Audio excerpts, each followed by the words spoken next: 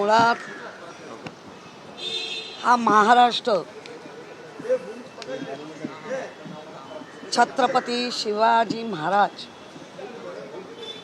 यांच्या पदस्पर्शाने पुनीत झालेला हा महाराष्ट्र आहे। आणि त्यांचे गुरु ते रामदास स्वामी, आणि रामदास स्वामींनी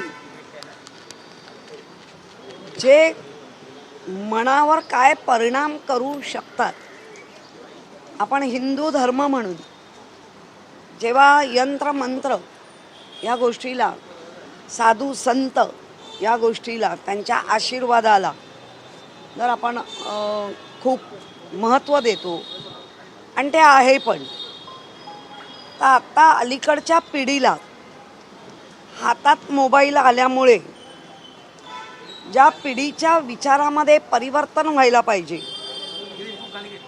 ते छोट्या छोट्या गोष्टींमुळे परिवर्तन होत होतं। मनाचे श्लोक हे आपल्या रामदास स्वामी समर्थांच्या लिखित असलेले ते मनाचे श्लोक आहेत। खरं म्हणजे मला आत्ता कळतंय आपल्या माध्यमातून की कुठेतरी कोणीतरी विरोध केलाय। खरं म्हणजे विरोध करायची गरजच नाही।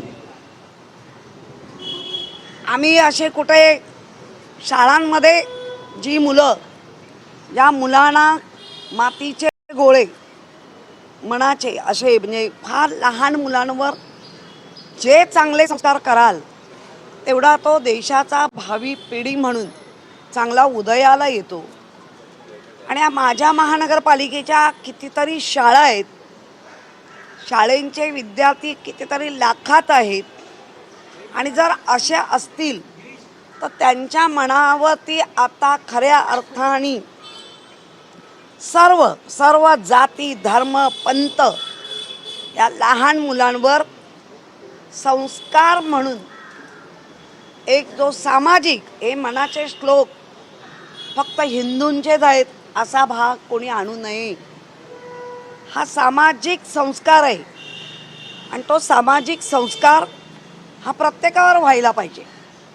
आणि ती जी पिढी घडत येते, कारण आम्ही आमच्या शाळेत आम्हाला मनाचे श्लोक शिकवले जायचे, मनाच्या श्लोकांच्या कॉम्पिटिशन व्हायच्या, जास्तीत जास्त मनाचे श्लोक कोणाचे पाठ त्याला बक्षीस मिळायचं। कधीतरी अशी पण कॉम्पिटिशन असायची की मनाचे श्लोक अर्थासहित सांगा।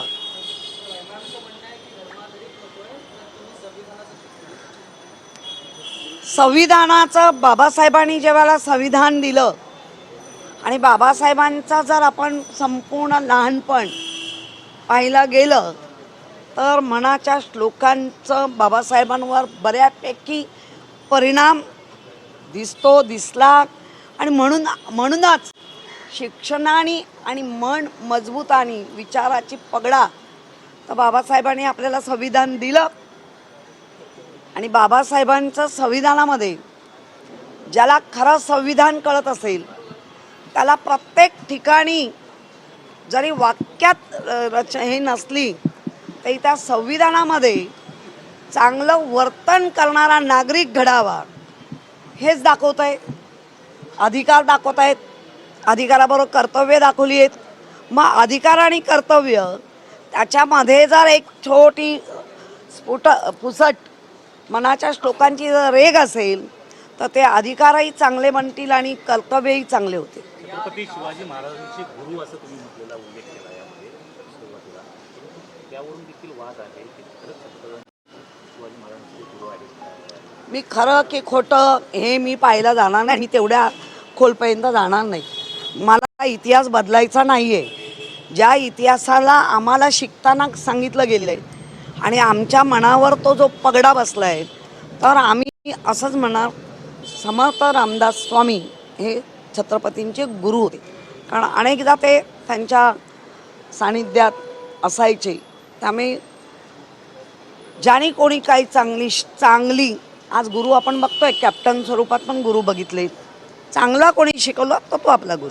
हा जो प्रस्ताव आहे तो केवळ महापालिका शाळांपुरता सीमित असावा अशी मागणी आहे का ज्या खासगी शाळा आहेत त्यांच्यात देखील? नाही, महापालिका मुंबईमध्ये जेवढ्या शाळा आहेत, मग त्या खाजगी असतील, अनुदानित असतील, प्रायव्हेट असतील, त्यांनी सगळ्यांनी हा अभ्यासक्रम घ्यावा हेच म्हणणं असेल.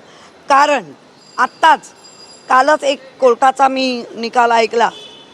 कॉन्व्हेंट या ह्याच्यावरती कोर्टाने निकाल दिला आहे.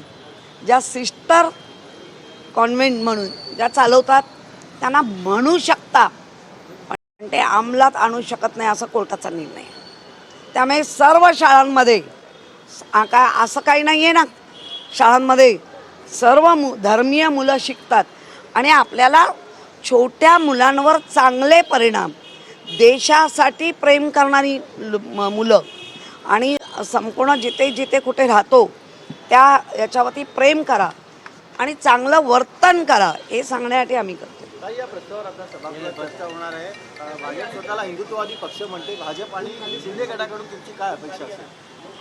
नाही, मला मुळात ज्या गोष्टी मी मांडल्या आहेत त्या गोष्टीसाठी मी सर्व धर्मीय हिंदू तर आम्ही आहोतच, पण आपल्या आजूबाजूला जी शाळेत मुलं असतात त्या सर्वांना या गोष्टीचं शिक्षण दिलं. कारण आपण मराठी कंपल्सरी केलं आहे सर्व शाळांमध्ये.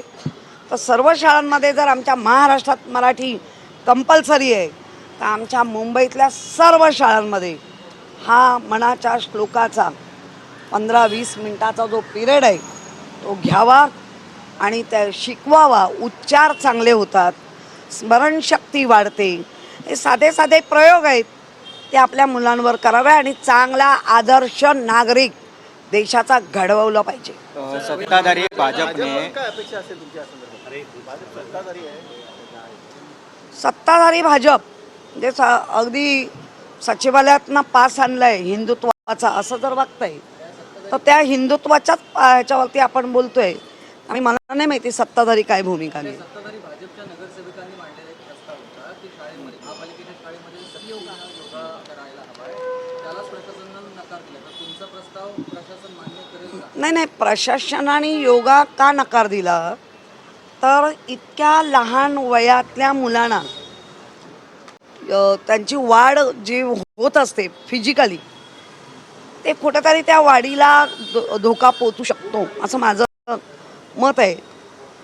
आपण शारीरिक वाढीसाठी नाही म्हणत आहे, आपण मानसिक वाढीचं, मानसिक संतुलन नीट राहावं मुलांचं त्याच्यासाठी. सत्ताधारी भाजपने BMC मधील जे प्रशासकीय काळात 1000 कोटींचे काही टेंडर निघाले होते ते आता रद्द केलेले आहेत. यामध्ये 490 कोटींचा भायखळा प्राणी संग्रहालयाचं जे विस्ताराचं टेंडर आहे ते देखील रद्द करा. जवळपास 1000 कोटींचं जे टेंडर आहे ते रद्द केले. बरोबर आहे. भाजपच्याच आमदारांनी श्वेतपत्रिका मागितली आहे आणि त्या श्वेतपत्रिकेमध्ये जर असं आणि काय विसंगती काय आहे, टेंडर पाहिजे तेव्हा फ्लोट केले, पाहिजे तेव्हा मागे नेले असं नाही होणार. विसंगती काय होती, कसं आहे, का केली, कोणी केली, कुठल्या डिपार्टमेंटनी केली, कोणी त्यांना पत्रव्यवहार केले, सगळं आलं पाहिजे. श्वेतपत्रिका म्हणजे काय तर मागणी कोणाची होती, पुरवठा कोण करत होता तेच आहे. त्याचबरोबर घराकडे ज्या महिला गेल्या होत्या त्यांच्यावर देखील आता कारवाई व्हावी अशा प्रकारची मागणी अरुणा सामने या साहित्यिकेने केलेली आहे. काय वाटतं? खरं म्हणजे ज्या महिला गेल्या त्यांना नेल्या होत्या का हे आधी बघा. आणि जे मंत्री गेले सामने ताईंना मी म्हणेन मागणी करतातच आहात तर त्याच्यावर मंत्री महोदय गेलेत, आमदार गेलेत, त्यांच्यावर काय करणार तेही सांगा. नाही, मुळामध्ये महिलांचं आपण पाहिलं आहे. मी पण एक महिला आहे, मी महिलांचा अपमान करणार नाही.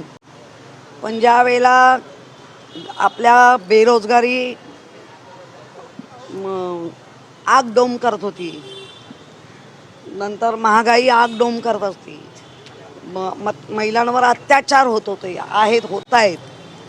पण 1,500 दिल्यानंतर महिलांनी जे काय पराक्रम केले आणि पुन्हा पुन्हा त्याच चुका करणार असतील तर मला वाटतं महिला आणि प्रत्येक महिलांनी ठरवलं पाहिजे. जर आपल्याला माहिती आहे, जर वामनराव पैंनी लॉजिक सांगितलं होतं, मानसिक लॉजिक. तूच आहेस तुझ्या जीवनाचा शिल्पकार. मी जर ठरवलं की मी ह्या संकटाला तोंड देईन, मी जर ठरवलं या आनंदाला मी जरा नीट बघेन, आनंद आपल्याला हर्ष सगळ्या गोष्टीला तारतम्यात ठेवण्याची ताकद ही स्वतःमध्ये आहे, दुसरीकडे शोधायची गरजच नाही. त्याचबरोबर अनेक बनावट खाती ही अशोक खरातनं उघडली होती. त्यामध्ये रुपाली चाकणकर त्याच्या बहिणीच्या नावाने त्याच्या पत्नीच्या नावाने देखील बनावट खाती उघडून कोट्यावधींचा पैशांची हेराफेरी झाल्याचं कारण. मुळामध्ये रुपाली चाकणकरच 2 नंबरच्या आरोपी आहेत. हे वारंवार कृतीतून येणाऱ्या सगळ्या ह्याच्यातून दिसतंय.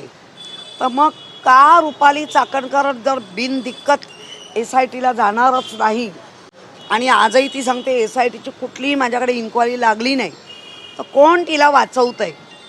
आणि जर त्या आल्या तरच ते सगळं जे काय घडलं आहे ते कळेल. मुंबई महानगरपालिकेकडून 3 वर्षापूर्वी ही टॉयलेट जे आहे ते सुरू करण्यात आले होते. त्यामधील एक टॉयलेट जे ॲक्शन स्ट्रीटला गुलाब्यामध्ये उभं आहे त्या ठिकाणी कॅफे उघडल्याचा प्रकार जो आहे तो त्या ठिकाणी वरती झाला आहे. गुलाबी बसेस. शिफारस जी आहे ती नार्वेकर यांची असल्याची देखील माहिती सुरू आहे. तुम्हाला सांगते नार्वेकरांच्या वॉर्डमध्ये फार गडबड आहे बाबा.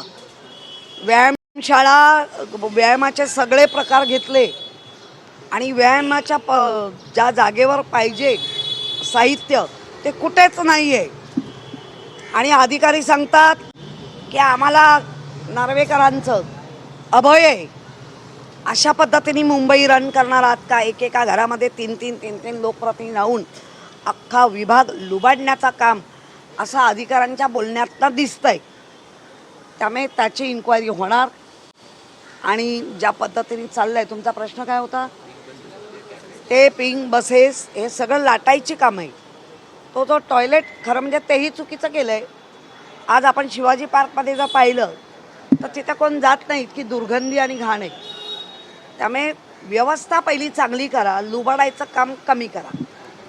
ताई, दुसरीकडे आपण जर पाहिलं तर मग सध्या सुनेत्रा पवार यांच्या पक्षामध्ये वाद सुरू आहे. त्यांचे उपमुख्यमंत्री पद हेच आता वादाच्या भोवऱ्यात येताना पाहायला मिळते. कारण का त्यांनी जे पत्र लिहिलं होतं ते व्हॅलिड धरू नका असं त्यांनी सांगितलं होतं, परंतु आता जे पत्र लिहिलं आहे त्यामुळेच वादाच्या ठिणगीत ते आले आहेत. त्यांचं तर उपमुख्यमंत्री पद जे आहे ते देखील धोक्यात आल्याची माहिती मिळते. जवळ राहायचं आणि धोके वाढवायचे हे आता महाराष्ट्राच्या राजकारणात दिसायला लागलं आहे. सुनेत्रा ताईंबद्दल मी एवढंच म्हणेन, त्या खमक्या आहेत. त्या अजित पवारांच्या पत्नी आहेत. त्यांचं मोहिते पाटील त्या घराण्यात त्यांचा जन्म झाला आहे. राजकारण त्यांनी जन्मापासून पाहिलं आहे. त्यामुळे ते राजकारण कमी करतील आणि सामाजिक काम जास्त करतील. आणि ते करत असताना ज्यांना हे राजकारण हवंच आहे ते लोक त्यांना गोत्यात आणण्याचा नक्की प्रयत्न करतील. पण त्या प्रयत्नाला सुनेत्राताई योग्य पद्धतीने बाजूला करून, मी अजित पवारांची पत्नी, मी मोहिते पाटलांची मुलगी आणि पद्मसिंग पाटलांची बहीण अशा नात्यांनी ज्या गुंफल्या गेल्या आहेत, त्या नात्यांवरचे जे संस्कार आहेत ते नक्की राजकारणात चांगले ठोकून दाखवतील. शेवटचा प्रश्न, राहुरी आणि बारामती पोटनिवडणूक बिनविरोध होणार नाही, काँग्रेस त्यांचा उमेदवार देणार आहे. त्यांचं म्हणणं आहे की ही जी जागा आहे ती आता आम्ही लढू, महाविकास आघाडीशी चर्चा करू, परंतु आम्ही आमचे उमेदवार देऊ. त्यामुळे कुठे ना कुठेतरी सुनेत्रा पवार यांच्या विरोधात देखील आता काँग्रेस उमेदवार देण्यावर ठाम आहे. नाही, मुळामध्ये माझ्या पक्षाची भूमिका अजूनही प्रवक्ती जरी असली तरी आमच्यापर्यंत त्याची चर्चा नाही. त्यामुळे काय भूमिका असेल, पण आतापर्यंतचा आमचा इतिहास आहे की ज्याचे पती गेल्यानंतर त्या भूमिकेला म्हणजे त्या पत्नीला आम्ही सपोर्टच केला आहे, असा आत्तापर्यंतचा इतिहास आहे. याच्यानंतरचं काय आहे ते आम्हाला योग्य वेळी जेव्हा कळेल तेव्हा तुमच्यासमोर आम्ही सांगू. TV9